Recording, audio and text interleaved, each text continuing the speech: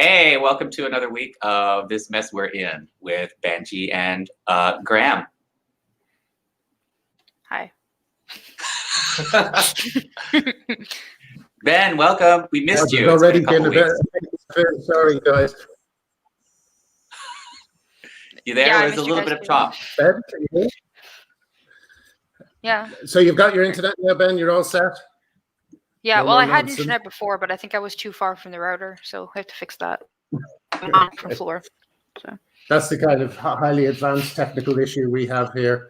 My technical issue is I'm dying with the heat. And I have to sit in this part of the house that has the sun coming right through onto me. So I might just occasionally wake up during this because I'm just melting here. So have we all been enjoying William Shatner? Have you seen it? Certainly been Yeah, so George Takei is the bad guy and William Shatner is the good guy now? Like, how did that happen? Yeah.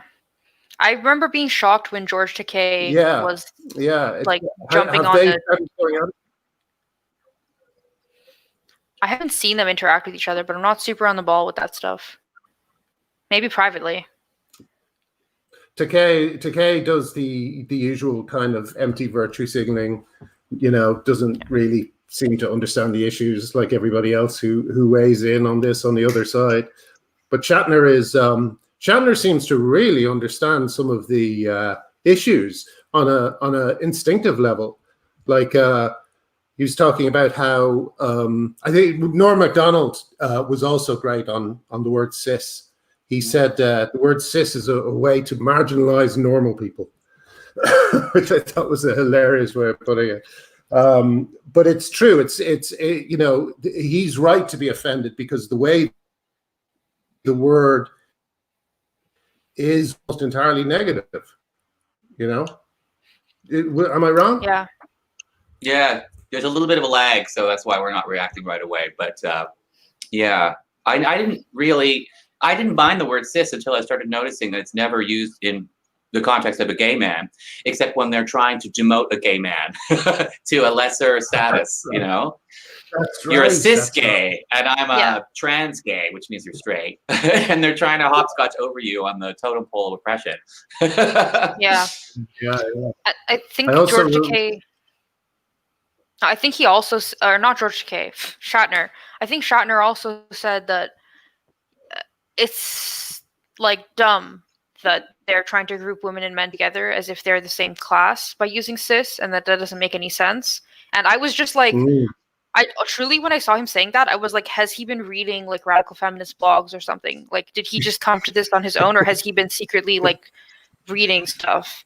Because he was just not everything. A lot of what he was saying was just like exactly, like very succinctly what should be said in reaction to those things. Yeah. Yes, absolutely. He's saying the kind of the kind of strongest stuff. Do you know what I mean? He's like to go straight to I'm offended by it, which I think every woman should say whenever they hear the word cis. Men less so, but women especially should just say, "Excuse me, could you not use that word? I'm offended by that word." I think everyone should say that, because it's such a demeaning word. Did you ever see that sign of the Stonewall umbrella? And it has like I don't know who did this, but I think it was like done by just some regular person. But you often see it. I'll see if I can search it up while we're talking. You often see the Stonewall umbrella, like a drawing of an umbrella, and underneath are all the people who were protected by Stonewall, and it's it's, as we all know, everybody under the sun who's ever put on some makeup, it's they're all under this umbrella. So it's got transsexuals categorized with cross-dressers and so on and so forth, But if you look at the rain, they've written cis on the rain. Do you know what I mean? Is this lag bad? God, it seems really bad. It's weird. This is like talking to America on the phone. I know it is, or it's like talking to a space. Is it really that bad? Should I try and reset my internet and you guys continue without me for a while? No, I think we can move on. What do you think? It's okay as long as you just like kind of wait a second to see if people respond, and then. Just like wait for the leg. Okay. Then I think it's fine. Yeah. That always works great with humor. I'm looking forward to telling jokes, and I'm just waiting. What is it like for the audience? What is it like for the audience? I mean, is it? I are think you just some seeing people me pause or something, or are you? Yeah. No, it's fine. I think Yes, I know. I some just looked at the people- audience. Some people were saying about William Shatner. I think he has a history of actually being quite sexist, although I'm not sure about that. So that would add another interesting layer to this whole thing. That somebody who has historically been sort of perceived as being sexist is now saying this stuff that is, yeah, just like shockingly kind of on point. I know. It's funny, isn't it? It's like he obviously knows there's two schools of thought on this and been looking into it. So I don't know. I mean, someone pointed out he is offended more as a man. He's very offended as a man. You know, he's not really taking on board the feminist critique from the point of view more. It's for him as a man is offended at being called cis. I mean, I don't know. I am going to reset my internet because this is too weird. I will be back in a sec. You guys continue. Are you able to run the show? Yeah, we can do it. Yeah, sure. Yeah. Right. Take it away, Ben. I'm trying to show my screen. Okay, never mind. I think it's too complicated because I found that the thing that he was referencing. Okay. Oh, the transgender umbrella. I think it's working now. I don't know. You guys see this? Yeah. No. So I can don't you see start? it. No. Oh. Okay, Sorry. Never mind. Oh wait, it's here. Okay, I don't know. I think Graham has to like allow me to share my screen. Okay. Dang. But yeah, so Okay, the well. transgender umbrella. But yeah, the rain is cisgender, as if like, which also like, metaphorically, what does that even mean? Like, that there's an umbrella and the trans people are protected, and the rain, the cis people are like, trying to like, get them wet. I don't really understand what the metaphor is. Yeah, just like there's, I think is maybe super simplistic, as in just they're not in the umbrella. Yeah. It says feminine women, masculine men, cisgender. That's what the rain says. I'm just like, yeah, framing everything around gender, that, you know, biological sex is just meaningless, and the real way we should structure society and identify who is vulnerable and who's not is based on their gender. Alone, their gender identity. It's just so ridiculous, so toxic, and also it leads like people to obsess over it, right? And also, like, if they think that like gender, like either as expression, like I've heard this many ways, like gender expression, gender identity, and what's the other one? There's something else. There's like 3 types of ways you can have a gender, but like all of them apparently exist on a spectrum according to trans ideologues. So then how can you just have masculine men and feminine women as if they just like locked in at the ends and they have not, like they don't move along the spectrum at all? Like it doesn't make much sense, to be honest. Yeah. Yeah, it like, never has. Even the most masculine man will do like non-masculine things, like I don't know, look at himself in a mirror and make sure he looks okay or pretty or something. You know, like nobody's 100% masculine or feminine. It's like a multi-dimensional matrix. People have many aspects of their personality that are going to individually lie along some kind of spectrum from what society would perceive to be masculine or feminine, right? Yeah. You know, you could be a mixed martial artist and really love wearing tutus. That doesn't make you, you know? Yeah.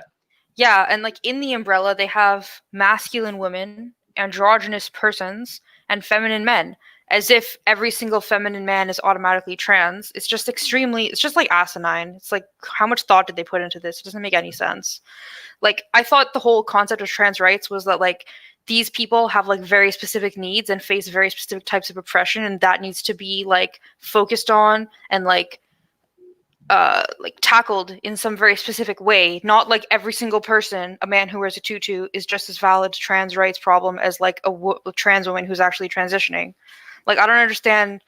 Like, again, I've said this so many times. The trans activist like narrative is actually harmful to trans people, and I don't understand what they're doing. Yeah, every time they broaden the definition of trans, they're diluting the definition of trans, and they're diluting that these are not a vulnerable minority anymore if they're suddenly this broad category of people. But they're maintaining the narrative that anybody who's trans is vulnerable, but then they're broadening the category to include more and more people who are less and less vulnerable. So it's a bait and switch, you know. But it's identical to what's happening with the queer community. Like, did you see that tweet that kind of got a lot of attention? I think like about like 4 days ago, and it was like somebody who had like made these little cute infographics that were all like looked kind of like My Little Pony-ish, and they were about like LGBT, but it wasn't those. It was like it was just like all kinds of like letters, and then like like the gay ones were like tacked on at the end, like as like a combination with gender nonconforming or something.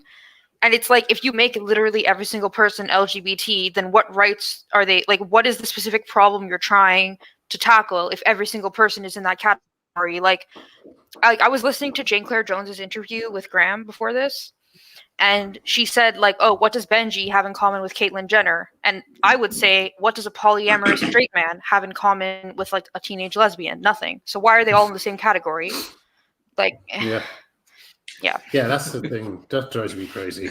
That really, really does. And, like, again, that's ultimately to the detriment of trans people or LGBT people. Like, if you go to like a gay community center, how much of the programming is actually for like lesbian or gay teenagers or something versus how much of the programming is for like every single gender nonconforming person and everybody who's like navigating polyamorous relationships or whatever.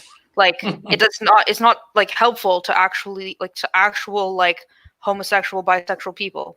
Yeah, anyway. Yeah, well, you know, that's what the whole LGB alliance is about, you know. I mean, it's just extraordinary that they're considered hateful by trying to remove from the group a lot of straight people. Yeah. Oh, you know, that's a real springboard to the thing I wanted to talk about this week, which is sort of a personal anecdote a little bit. But I wanted to compare and contrast the parallels with what it was like being a gay person in the 90s, coming out as a teenager in the 90s, compared to how it feels today, being sort of on the gender critical side of this debate. It dawned on me a few days ago, and now I can't unsee it, how precise the parallels are. It was a real schizophrenic time in the 90s to be gay as a teen, because in my immediate environs, everybody was aggressively homophobic. Everybody, teachers, neighborhood people, everybody was very, very homophobic. And I was terrified to let anyone know I was gay because everyone was so hateful of gay people in my immediate environs. But then you turn on the television and you'd see news reports of gay activists that were painted in a positive light. And then like Tom Hanks would win an Oscar award for playing a gay man in the movie Philadelphia, and he gets a standing ovation and everybody's cheering him on. And I would think, who are these people and what world are they living in where they love the gays? And why is it I can't walk out my door without getting beaten up? You know, like it was such a strange, I couldn't figure it out. And this is how it feels right now to be gender critical. I turn on the internet and there's all these, anybody who's paying attention, clinicians, feminists, intelligent people are very critical of what's going on in the trans movement, and they're right because they're paying attention. But then I walk out my door and everybody's just like on board with this bullshit. And I feel the exact same feeling I felt of being trapped in the closet and terrified. And I know there's a world out there of people who have figured out what's right and what's wrong, but I'm living in the real world where nobody gets it yet. It feels like the same thing. And I had a personal experience where I lost a very, very dear friend a week ago, who told me that I have hate in my heart, and I've been reeling from that. And it felt exactly like losing a friend when I told him I was gay in the 90s. It felt like the same thing. Yeah. There's a very good piece I just saw about how the I think she skews to the right, but it's Julian Vigo, I think her name is, and she wrote a piece about you know, whether or not she skews to the right, the kind of I'll put it in the quotes at the bottom. The points she makes are have to be answered. You know, there financial interests, kind of log rolling going on between different media groups. I recently put on my blog the links between someone who's on the board at the Guardian, who has not the board at the Guardian, but someone who is on a board, who has the ability to fire the editor of the Guardian, and is also the same board. He's also a trustee, not a trustee. He has some connection to mermaids as well, you know, and the Guardian would kill themselves before saying anything negative about mermaids. You know, I don't think I've ever seen anything negative about mermaids. Anything that looks into the Tavistock or anything that follows up on. Sorry to rant on. I'll just make this last point and finish this. But the thing that really frustrates me about this, Arty, is that they refuse to. If they think that the Times reports on, for instance, homophobic parents transing their kids because they don't like them being gender non-conforming. If they have a problem with those reports, why aren't they trying to debunk them? Why haven't they written a report that exposes the truth? Instead, The Guardian just acts like it's not there. And it's the most reckless and irresponsible thing. It's the exact opposite. And that's what frustrates me about your friend, Arty, because you know, they're doing the exact opposite thing they need to do to help gay people, you know, because there's lots of gay people who are being misdiagnosed as trans, and it's going to be a huge problem in the future. Mm-hmm. Even beyond that, like the teenagers who are growing up right now, who like go to the Gay Straight Alliance at their school, or who go on like the internet to find gay people, or who go to like an LGBT after school youth group or whatever, they're going to go there and they're going to receive the message that if you're a gay man, you should be attracted to trans men and males. And if you're a lesbian, you should be attracted to trans women and females. So they're all being told that the only way to be gay is to be bisexual. And like, it's so innocuous. You have to be gay. You literally have to have sex with people of the opposite sex, which is and insane. It's so innocuous that they don't even know. They don't even know that there's like a homosexual community that they could like be a part of instead, because it's so innocuous. They're not even aware of it. It's the water they're swimming in. They're not aware of it. Yeah. Like yeah. That to me, it's like, of course, like the transing of gay kids is a problem, but that to me is like also like a like equally huge problem that like in 10 or 15 years, you're going to have, I think, like a lot of gay people who are like, yeah, I had heterosexual sex I didn't want to have because I was told that's what I had to do if I didn't hate trans people. And like, we're going to be seeing like kind of like the fallout of like the trauma that these gay people have experienced at the hands of the queer community. It's, I don't know. Yeah. Yeah. And I think a lot of these people... Or they're going to internalize their trauma and say that, like, no, this is the right way it's supposed to happen, and you're wrong because you didn't do the same thing that I did, and they're just going to fight harder. Yeah. I also think that a lot of these gay people who go to these young gays are actually going to be convinced, if they're gender nonconforming, that they might actually be trans and not gay as well. There was a woman on Twitter a week or two ago. She showed up in my thread, and she said her daughter, who was very butch, had no desire to be trans, but everybody was telling her she had to be trans. She was really a trans man. And she got to the point where by 15, her mother found her daughter trying to hang herself. And that's what she found out, that all the guidance counselors were telling her to join the trans youth group to be trans, essentially, that she didn't want to be. And she was crying and saying, I'll do it. I'll be a guy if you'll just leave me alone, you know? And the mother, she's like, you don't want to be trans? I don't want you to be trans. You're fine as a butch lesbian. I love you. The school called Child Protective Services and said the parent was transphobic and was abusing the child by not transing her daughter. You're kidding me. That's like that case. Remember that case in the UK where these parents were getting divorced and one of them said the kid was trans and the other one didn't? And the one who said the kid wasn't trans wanted custody, and the court was trying to say that guy was abusive. And at the end of the day, after everything happened, the dad got the kid who didn't like that was mermaids. Yeah, who didn't validate the gender identity, and then the kid was just not trans anymore.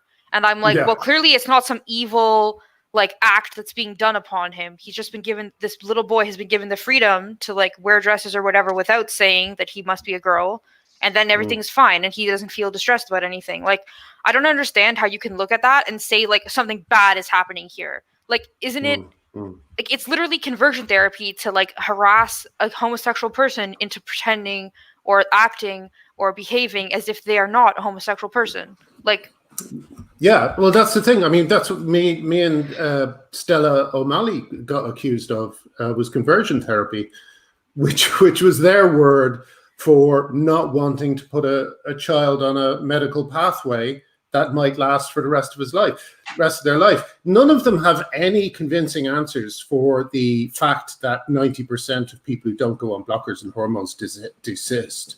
You know, they have no convincing argument for this. They don't want an answer. Yeah. But isn't it frightening that, I mean, that's what I find so frightening and disturbing, and I don't know, it feels like you're in a conspiracy movie sometimes, like the Denton's document, which if you told me, if I'd seen it in a book, I wouldn't believe it existed, but it does exist. It literally is a guide to trans activists telling them how to avoid, how to sneak in reforms that they want without there being any discussion, because they know the discussion, they know the reforms are very, very unpopular. Anytime people talk about them, support goes down the toilet, you know, and that's why the UK has been so. That's why I'm so proud of the UK, because the UK women just said, "Fuck this, no way," you know, and it's. I think the very act of standing up and being strong against it has really had an effect. You know, I noticed Joe Rogan has had 2 interviews in quick succession about trans ideology, which is really great. He did Abigail Schreier, and then he did Dr.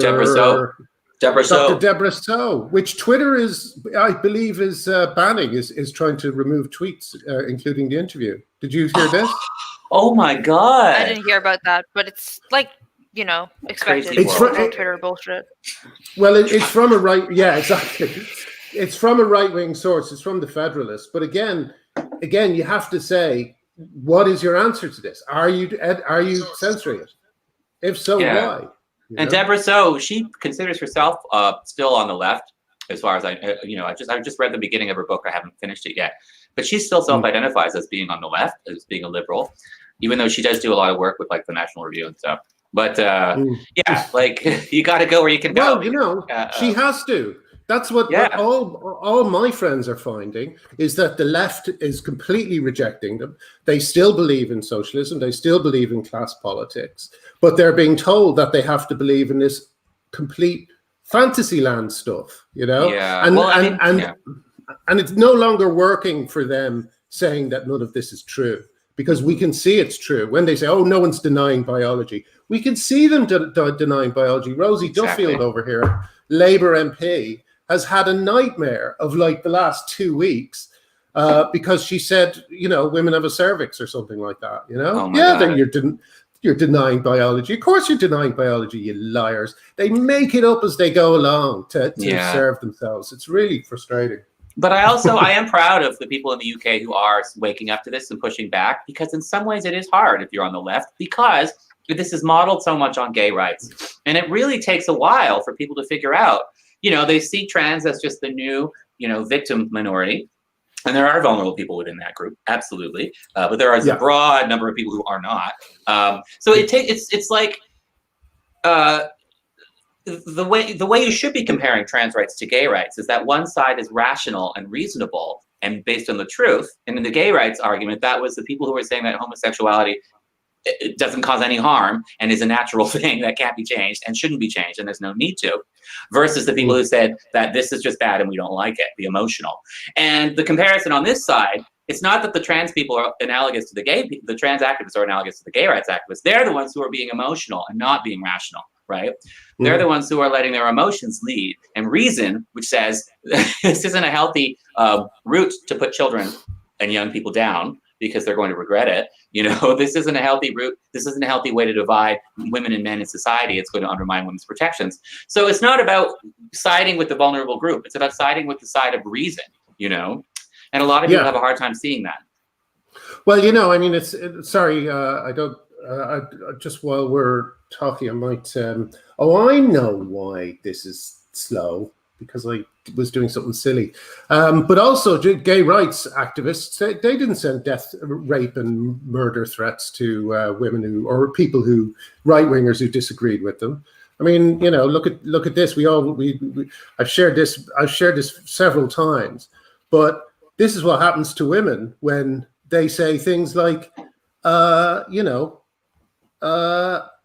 I respect every trans person's right to live any way that feels authentic and comfortable to them. I'd march with you if you were discriminated against on the basis of being trans. At the same time, my life has been shaped by being female. I do not believe it's hateful to say so. Shut the fuck up, Turf. Needs to shut the fuck up. Shut the fuck up. You're ruining my childhood. Fuck you, J.K. Rowling, you cunt. Get fuck, all this stuff. Look, and there's tons of it, you know? And I've also got a site that's like blue ticks. Go choking a dick, you know? Look at this. And you know, when someone says something like that, that's not a woman. That's not a woman speaking. That's a man. That's a very, very aggressive man, you know? Anyway, sorry. I think we can also draw this conversation, like exactly what you just showed back to like the Shatner thing. Have we seen, like, he's arguably, I don't know, maybe not more popular than J.K. Rowling. Depends how you look at it, where you're from, how old you are. But like, he's well known for a long time. People know who the fuck he is. He's like, but he's not getting pink news articles saying that he wants all trans people dead or whatever the fuck they were saying. Like, people are not writing opinion pieces about how he's weaponizing his experience against trans people or whatever. Like, nobody's telling him to suck a trans dick or something. Yeah.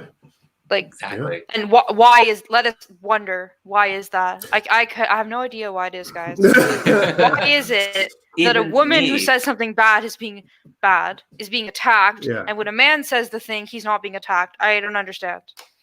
I get almost no attacks. I post these videos on YouTube that are very critical of the trans movement, and it's just, I know a lot of people are watching them who disagree with me, but they're like, I'm a guy, so they're not enraged. But I think also though, what I've noticed is that when you talk about things like, maybe not you, but people in general, when they talk about the, like, pediatric transitioners who later detransition or something, when it's like really, really sensitive stuff that they can't combat, they just don't touch it.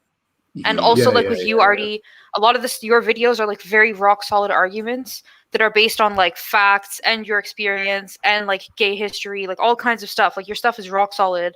I think that they don't want to engage with you because they don't actually have any response to you. Oh, wow. Thank you, Benji. I would often send a photograph of someone like Alex Drummond to someone who disagreed with me. They'd never engage. They never engage. They cannot even talk about it. The thing I've said it to someone recently, and he said, I'd have to know more about him. No, you don't. All you need to know is he a woman or not? Is he the same sex as your mum? You know, it's that simple. That's all you have to do. But they refuse to do it. You know. Oh, that is a lot. Like, because I'd have to know more about it.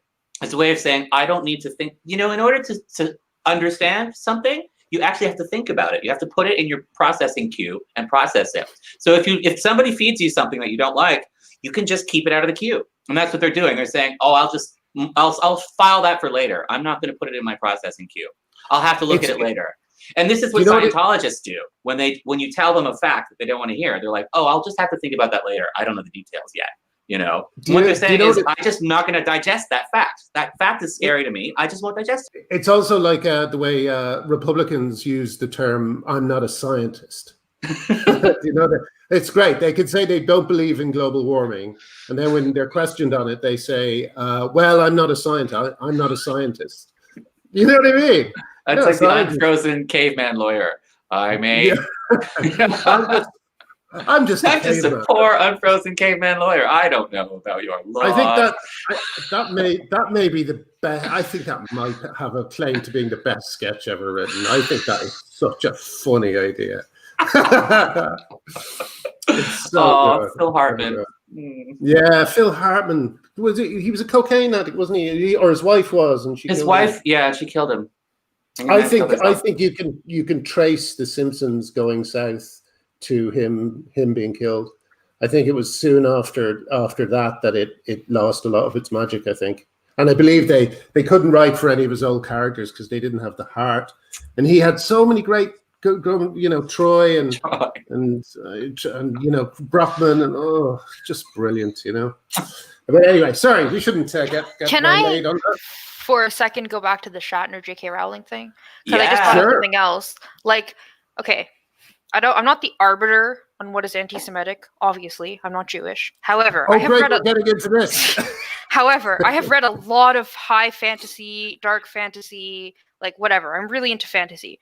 So people now that she's like transphobic, they're like, well, we always knew she was problematic because she made the trolls in her books look like this and act like this. Yeah, and I'm literally like, have you read any other fantasy? Are you accusing Tolkien of the same thing? Like maybe it's possible that the origin of what trolls are is anti-Semitic. I don't know about that. But like the fact that she uses it is not the fact that she has trolls in her book or goblins or whatever in her book is not proof of anything. It's just like every single fucking fantasy writer has that in their book. Like, why aren't you accusing the male writers of the same thing? But with Shatner, who I don't really know much about it, but I know there's like documented instances of him being misogynistic. And now that he is transphobic, nobody is dragging out his past to throw it in his face.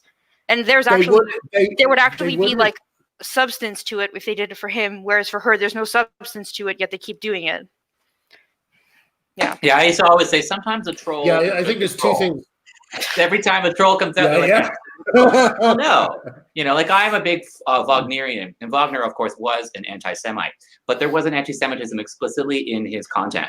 I mean, one of his opera series has a troll character in it who's a bad guy, and everybody's like, "See, that's a trope. That's anti-Semitism." I'm like, "No, it's not. It's Nordic mythology. There's also dragons, and Thor is in there too." You know, like. Anyway. But I think that points to two things, and I can remember one of them. The other one might occur to me as I'm talking about the first one. But the first thing it points to is oh yeah, I know what the second thing is. But the first thing is their habit of deflecting. I did a chat with Jane Claire Jones this week, and she just makes a series of fantastic points all through it. One of which is that, you know, they never criticize the kind of people who sent those threats to J.K. Rowling, because those are their foot soldiers. Those are the foot soldiers. Those are the enforcers, you know, and they want them on their side because, and this kind of leads to my second point. Part of the point in what they do to women like J.K. Rowling is they're trying to scare the women looking on. They're trying to say, if we can do this to J.K. Rowling, if we can make her life, if we can stop bookshops from stocking her work, think what we can do to you. And you're just a school teacher. You're just a social worker. Do you know what I mean? Yeah, so I think that the scaling up of harassment to suit J.K. Rowling is done, first of all, because they hate the fact that she's such a cultural force. And she said this. They can't bear that. But the second thing is it's a warning to other women, you know? I really believe that. And this is just like to go back to the analogy with the 90s, being gay versus being gender critical in the 2020s. We're all waiting for more blue checks to come out, right? It's like we were waiting for the first celebrity to come out as gay, and everybody was too scared to be the first one, right? Mm-hmm. So J.K. Rowling is like our Ellen DeGeneres. That's our Ellen moment where we finally have one, but there's still going to take a while before more followed in her footsteps. And, you know, now we've got William Shatner, but it feels the same. Like we know behind the scenes that a lot of people agree with this, and we know that we've got reason on our side. You know, we're never going to live in a future where everybody pretends they can't tell anyone's biology. It's never going to fucking happen. So, you know, it's just a matter of waiting for it to trickle down to the masses. I can't wait till I can walk down the street and not be terrified of being attacked for having this opinion. And I really am literally getting scared, you know. Really? In the neighborhood I'm in, yeah. Yeah. There's something I was going to read out to a friend of mine. Well, actually, it was Derek Jensen.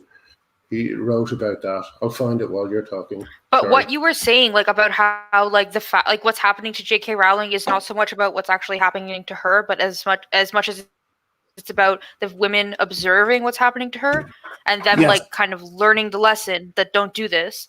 Like we've seen the same thing happening with like teenage lesbians for like at least 10 years. And nobody is fucking sounding the alarm about that. Like the most obvious example is that 17-year-old like goth lesbian from TikTok, like a week ago or something. Yeah, so let me just kind of sum it up for people. Somebody on Twitter made this like stupid tweet about how like lesbians not liking dick is like wrong or something. And then she did like a TikTok where she was like, she like quoted the tweet and then she like flipped out being like, oh no, Twitter's flipping out because they can't handle the fact that lesbians don't like dick. And she got so harassed. Like her TikTok, her Instagram, other social medias that are like less prominent, all of them got like completely flooded by like thousands of young teenagers all telling her to like kill herself, choke on a dick, whatever. And she put out like a 3-part apology video, and she wrote like essay length like comments replying to people, and kind of being like, she even shifted her position, being like, oh yeah, I agree, trans women are women. I wouldn't tell a lesbian who's dating a trans woman that she's not a lesbian. Like, she shifted her position, like, and she was like, oh, I wasn't educated before, now I've been educated. And it's just like, this is showing lesbians that even like, if you don't agree with this, shut the fuck up. That's what it's telling lesbians. And like, I've seen this happen to like 14-year-old lesbians before, and that was like in 2012 or something. Like, this has been happening a long time. And it's like, it's no surprise that there isn't like lesbian stuff in real life and lesbian groups and stuff, when you literally would be scared to go, because just by going, you would be like admitting that you're like a TERF because you're like a lesbian. Yeah, well, I always no real lesbian stuff. I'd love to know more about Mitchfest. I mean, Mitchfest, from what I understand, Mitchfest, it was the kind of ground zero for some of these tactics that are used by trans rights activists. Actually, I don't know, you probably know Mitchfest more than me. You could probably give the background to it, Ben, better than I could. Okay, so I don't actually know exactly what year it started, but I think it was in the 70s. But it was Michigan's Women's Music Festival, and they used to have like pretty big headliners. Like, I'm really bad with names. I think like the Indigo Girls or whatever. Yes, I think big so. lesbians came and played music there. So Melissa Etheridge, Annie DeFranco, the Indigo Girls were all involved in some capacity, I'm sure. And Katie Lay. Yeah, the lesbians were there. So it was like a big thing, and like it wasn't. It's not like for specifically lesbians, but there just ends up being a lot of them there. And it was like just like a feminist thing at the beginning. It wasn't like this kind of how it's become like politicized as like a anti-trans thing. It was literally just like a women's event for women only. Would hang out for the weekend in a tent, walking around without a shirt, and like having fun listening to music. Like, that's what it was. And it had like pretty big numbers, like several thousand women at the peak. And then, okay, this is like a very abridged history because I don't have the stuff in front of me. But this is good. Trans activists set up like a camp, like across the street, kind of from them, and they would be like very loud and very obnoxious. And they had like pamphlets. I've seen this one pamphlet several times where it's like a drawing of like a woman, but like the woman has a penis, and they were like, it's something like lesbians should choke on a dick or something. It's like that kind of an attitude, and they would like hand these things out. And my first actual awareness of Mishfest was when I read Julia Sereno's book Excluded. And at the beginning of the book, she talks about staying at Camp Trans, and how like she had a conversation with like some hairy, ugly woman who like told her that she's not really a woman, and how that was like damaging to her and she's traumatized or something. And it just became this thing where like basically it was like a bunch of male people trolling females for having a female exclusive space. And it became like violent. Like, one of the, I forget the last name, but this Dana something was this Dana one like Rivers. Dana Rivers was this one trans woman who like was part of the Camp Trans, and this person literally like, I don't know, like followed these lesbians. There's like this lesbian couple that used to go to Mishfest, I think. I've got it here. Let me read it for you, Benji. It says, after 40 years, Mitchfest buckled under the pressure of the boycott, these protests, and ceased to exist in 2016. A few months later, in November 2016, David Warfield, stroke Dana Rivers, went on to brutally batter, then stab, shoot, and burn 2 women who were longtime Mitchfest attendees and their adopted son. So David, let me just like, for people at home, this is like a white trans woman who, if you look at pictures, doesn't look like they actually transitioned in any capacity, who went to these women's house, a black lesbian couple with like an adopted son, and killed them. Because they're so angry that women are doing women only things that don't involve trans women. Like, And yet, this person is the victim. Yeah. I'm sure there are many trans activists who their hearts are pouring out to this poor Dana Rivers, and nothing for the teenage son and the 2 black lesbians who were stabbed and tortured and shot and burned to death. Yeah. Yeah. And it's But really funny how. I was just gonna say some of the reporting on it didn't mention that this person was a trans woman. So because they don't actually want to admit that this trans woman stalked and killed lesbians. They just want to say oh, some crazy guy did it. Yeah. It's extraordinary. And also, I believe that someone who was involved in the Mitchfest protest is now a big influencer in Ireland. Which I find really, I find that very sinister, because as we all know, these tactics have just continued. They haven't changed. Every time women try to have a meeting that excludes men, they bang on the windows and they smash on the doors and they shout abuse in their faces. It's I'm hoping that someone who's an actual journalist will actually sit down and write more about Mitchfest, because I think it's a hugely important event, this whole thing, and we're still seeing the effects of it, There was something to talk about. Yeah, have you... Can I just say, go. Sorry, excuse me. If you are interested in Mitchfest, there are several feminists who've written really long, detailed blog posts explaining what happened, what they saw, where they were, what year it was. If you look, really hard to find. And I think there's also zines or magazines or something. There's published stuff about it, but you have to go looking for it. So that's all I had to say. Yeah.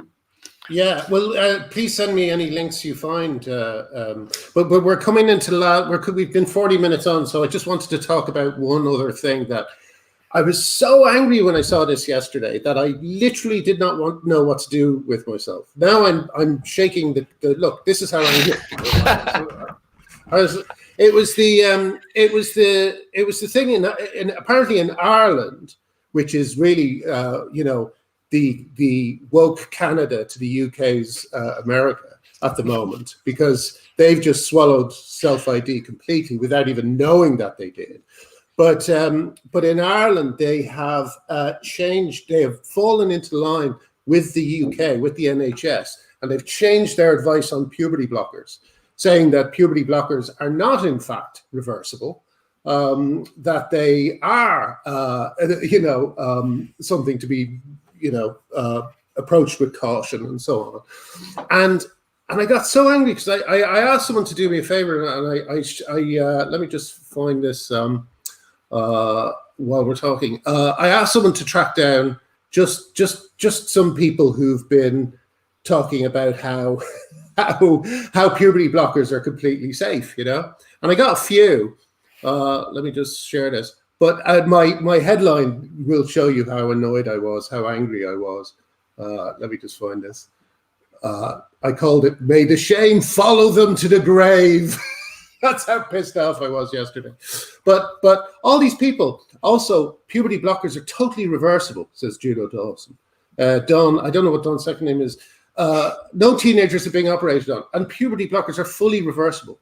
What do they all use the word reversible means? No, I'm actually asking. I'm genuinely asking. Is it a flux capacitor? Are we going back in time? Is that what this does? Oh my God, this Eugene Goop, puberty blockers. Such as our fraternity who undergo a full year and with informed consent and their parents' permission. Benji, is that true? Is that true, Benji? I know people who started it when they were 14 without their parents' permission. So yeah, anybody's fucking getting bullshit. On it. We all know it's bullshit. I really wonder about the parent who was told that this is reversible, who put their kid on it last year, who just saw the NHS change their website and is now asking, wait, did my doctor not inform me of this and I'm now learning of it from the NHS website? I really wonder the position that these parents are in. It must be heartbreaking. They're struggling to accept this. It must be such a hard decision to go along with this, but there's so much pressure to do it. And you must know, God, my child's going to have to take medication and surgeries. I don't like this, but I'm being told it's the best thing for my child. And then they have to go public, right? Not only that, Arty, but they're being told that if they don't do it, they could go to jail for conversion therapy. Oh It's Or their just- kid had to get yeah, I have taken to nothing but CPS. sympathy for these parents. I mean, obviously there are some homophobic parents who are jumping into this because they're Bible, religious Oh yeah, conservative, mostly it's but most of these are just liberal parents trying who are to do the trying right to do thing. the right thing, and like they can't back out. And then there must be some parents who are trapped in this horrible. They know that they made the wrong decision now, but they can't Yeah. get out of it. They've been put on that track, and it's like a trap. You can't get out of it. Once you get into it, there's no getting out. It must be so horrible. I think what's happened in Ireland and the UK is that they are realizing what the Keira Bell case is going to mean. They're realizing that there's more cases going They're to be trying to pre-inoculate lined up behind this one. themselves from Keira Bell's are. case. Literally, that's what they're doing. Literally, Yeah. like Yeah. But meantime, and the thing that pisses me off is that here we all were for 3 years shouting to the rooftops about this, saying they're not reversible. Puberty is important to go through, and these, excuse me, but these arseholes like Judo Dawson, who speak with such authority because they're trans, so they know these things. He doesn't have a fucking clue. It's really offensive to me, and it's really upsetting that all these kids are going through this because of people like that. How dare they? How dare they say that it's completely reversible when they don't know? I can't It's not stand like ignorance. us. We say, well, Yeah. we got to be careful. Yeah, we're the ones checking our Dangerous figures. ignorance is the real. I can't stand This is the ignorance. thing. I can't This is stand the thing I keep- narcissism. I can't stand cult-like behavior. And this group is doing all these things and getting away with it because of identity politics. And it just boils my blood. Yeah. I could not sit down yesterday. I was so mad, and I'd already cheapened my blog and made it less likely I would get subscribers by doing it twice. I found a few tweets, and then I went, "Oh, this is annoying," and then I did it again. So, people just get emails of me going, "Fucking hell, have you seen this?" And I don't think they want that in their inbox. I don't know. I get a smile on my face every time my little reminder ding pops up and it says your name. Oh, good. Yay! So, but I remember also, I remember also seeing people saying things like, I think Adrian Harrop once said something like, had the absolute honor of giving a young person their first testosterone injection today. oh my god. I mean, it's Even from a cold, hard medical perspective, shouldn't you be like, it's painful to get an intramuscular injection every week or every 2 weeks. This kid is going to have to get intramuscular injections for the rest of their life. That's sad. Why is all of that kind of, or even from the cold, from the cold medical perspective of what is it going to do to their liver? Are we going to have to up their dose again in 5 years? And what's that going to do to their liver? It's yeah. I know. Liver, I know. They're going to need a hysterectomy in 2 years. This is the beginning stage of setting them on a pathway to getting a histo. So that's not something to celebrate. Didn't you say that is it testosterone that makes organs fuse together? Yeah. Was it because they're so starved of estrogen that they stop acting the way they're supposed to, and they just kind of die. So they're atrophy and fuse together, and then it can cause a lot of pain. And then obviously you have to have it removed because you can get huge infection because you've basically dead tissue in your body. And yeah, they don't operate the way they're supposed to. This is on the NHS. They were giving us advice in the NHS, and now they've changed it. And now they've also changed it in Ireland. And how many lives have been ruined?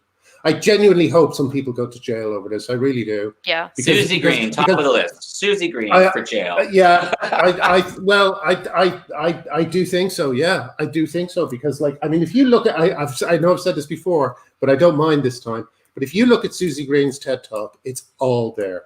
It's all there because she talks about a kid being gender non-conforming, or a dad who didn't like it, wink, wink, didn't like the kid being gender non-conforming. Suddenly they've got a trans 16-year-old. There's a gap, and there's nothing in that gap except he played with girls' toys. That was it. We knew he was a girl. That's the whole thing. And this is a fucking TED Talk. Do you know what I mean? People go to TED Talk to hear intelligent people talk about intelligent things. They don't go to TED Talks to hear this weird kind of veil drawn over a story that's actually, it's weird. It's so strange because it's done in this kind of heartfelt, book of how to do TED Talks type style. But the content is so thin that if you watch it and you have any kind of an understanding of what's going on, it's actually very frightening to watch. It's sad and frightening. I mean, when we talk about the jail thing, I think she's just as much of a victim as the kid as everyone else in that story, except maybe the dad. But they're just kind of diagnosing each other down a well. Well, I mean, that's the problem with people in cults. It's like they behave terribly when they're in the cult. How much do you blame on them personally, and how much do you empathize with them because they're victims themselves because they're in a cult? You know what I mean? It's hard to draw the line because they're victims, but they're also perpetuating this on other people. Yeah. Sorry, that's what I was going to say. That's exactly what I was going to say. I was like, they're simultaneously like the victim and the perpetrator at the same time. But it's like, I think also it's different when you discuss somebody who's like a leader, like Susie Green is. It's not the same level of like, oh, she's just kind of a victim who's going along. Like, no, she's leading the charge. Also, somebody asked if a T-shot is like a tetanus shot. Okay, I don't know what a tetanus shot is like, but this is what a T-shot is like. If you went and got it at the doctor, this is the kind of shot that they would offer to put in your butt. Like so big. And so when you go home, you can't, because it's a really thick needle. Like testosterone is thick. It's not like watery. It's real. It's suspended. I've actually injected tea before. So yeah, it's really thick. It's suspended in oil and it's really viscous. So yeah, you need a thicker needle. And you have to like push on it for like a long time to make it go in. Yeah, even just getting it out of the thing, it takes a long time. And so when you go home, obviously you can't do it on your butt. So the next biggest muscle is your thigh. So they teach you how to like do like a grid on your thigh and how to choose like where there's the least like nerves and stuff. But like I've heard from many people that they act tough, and when they have to do it at home, they're like crying because it's so painful. I know somebody who fainted while doing it. I know that there's like people who like they pull it out and they didn't put it in the exact right place, and the tea like kind of oozes out of their skin, or like it starts bleeding because they hit and it's like vessel, you're expecting somebody. Also, like a problem is you develop like scar tissue on your thighs, and you're only supposed to like inject it in a certain quadrant of your thighs, but like it becomes thicker and thicker skin, and you're supposed to do it every week for like your whole life.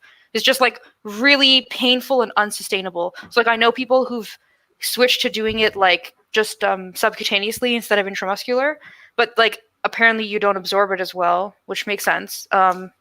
It's not sustainable, and it's almost like a self-harm in a way. Like you're stabbing yourself with a giant needle. Like but like I'll give you another example. This is slightly related. I'm not uncomfortable, Tiffany. Good to see you now. I love Tiffany. Tiffany is the best. I met Tiffany before. Hi, she's in Scotland, I think, right? She'll tell us now in a second. But the other thing, I remember seeing a BBC program, and they were talking to some trans girls, and one of them was saying, well, I transitioned so I could play football, so I could play more sports. This young woman thinks she can't play sports unless she's a boy. And she says, but the problem now is that the binder is making it hard for me to breathe when I play these sports. Can you fucking believe it? I've known people like that. It's like supremely upsetting. Like, first of all, the fact that the basis of their transition is basically sexism, literally being like, I can't do this thing because I'm not a boy. And the fact that people blindly led them into this without thinking, like this is another problem I have with like trans therapy in general, is like it's very, very impractical and like not applicable to your life. So like, for example, I've known people who were singers who started hormones and it fucked their voice and they couldn't sing anymore, and they lost lung capacity because of their binder. And none of their therapists were like, you should be prepared to accept that you're going to lose. This is the trade-off. You're losing this so that you can transition. Instead, they're like, no, go live your best life. You can do everything, whatever. It's like, no. Yeah. So when you like the sports thing is the exact same thing. I was friends with somebody who was like a trans person in high school, and they were in the marching band, and there was another trans person in the high school, and they wore like the big, heavy, like velvet coat. And underneath they would wear their binder, and it was like in Florida or something, somewhere really hot. And they'd be marching around like this for like an hour. And my friend was like, I literally thought this person was going to faint. You could see that they weren't breathing. And the binder gets like, depending on the type, might actually get tighter the more you sweat, harder to breathe. And like, the fact that some fucking gender therapist told this person, like, yeah, bind because you're dysphoric, also just do all the stuff you normally do and everything should be fine. Like, no, these people are hurting themselves. Like, they're in harm's way because of what they've been instructed to do by, like, the professionals. It's just like, and then the solution, of course, is to just, like, get mastectomy and then you don't need a binder. It's just a trap. And they're glamorizing it. Yeah. You know, you and I lived in the same city, Benji, and I'm sure you saw the big billboard in the middle of the gay village that had a binder. It's like a glorifying, like, welcome to the gay community. There's like a leather man and a young woman binding her chest, applying a binder. And this is like celebrated. It's literally like, yay, look, this is where we bind our chests, you know. Welcome to the community. It's extraordinary. Absolutely extraordinary. I don't. I think this will be. This I really do think this will be looked back as a really dark time for LGBT people. I think so too. I think of all my friends I'm losing over this who aren't just not paying attention. How long it's going to take for them to turn around and go, "Oh my God, Arty was onto something." But it hurts so much to see that this is just that schizophrenic time where half the people get it and half the people don't, and you're just trapped right in the middle, just like the 90s. Yeah, maybe that's a good place to leave off because we've kind of Can I just answer this? Yeah. So a wit person said Toronto 519. Yeah, that's what we're talking about. The big mural that they put up for the World Pride 2014.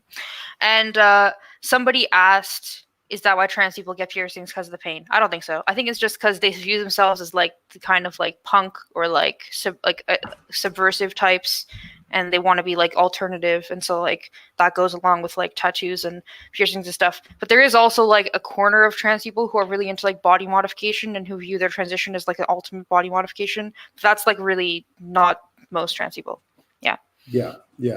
If everyone's all right, I found the thing I was looking for, which was the quote from Derek Jensen. May I read this to finish us up? Is that okay by you guys? He said, when we were talking about people who like Shatner, but like J.K. Rowling, who come out, he says, so this note is for all of those who say, I can't speak up because if I do, I'll lose my job. You have a lot of company.